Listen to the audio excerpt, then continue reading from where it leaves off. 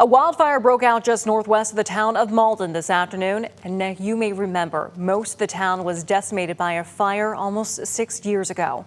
Tonight, that's where we find William Pitts, who's joining us now live out tonight. And William, what are you seeing out there? Yeah, people breathing just a little bit easier right now, but take a look behind me here. There are still some hot spots and a lot of firefighters that are in this area. We are just on the outskirts of Malden.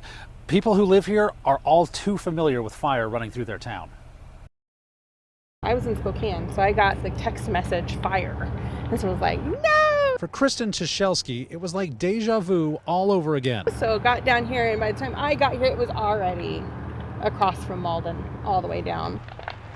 Fire in the town of Malden. Again, we drove through burned out areas, smoldering trees, outbuildings destroyed by fire.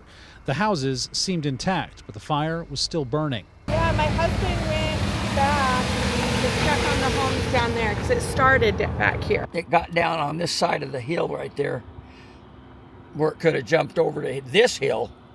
We went through all this 5 years ago. Larry Pittner's talking about the last fire that came through Malden in 2020. 80% of the town wiped off the map. This time, firefighters were determined to stop it. Helicopters loaded up with water at the Rosalia airport, then dropped less than a mile away as fire burned near the landing strip. Brush trucks sprayed down hotspots as the fire grew to about 1,000 acres. You can see down here on the bottom that black smoke coming up. Okay, that's all fresh fire. Hours after the fire started, Larry watched it creep as trucks rushed to intercept it as memories of 2020 came back. And if you don't think we weren't a little bit, we were a little bit excited about today.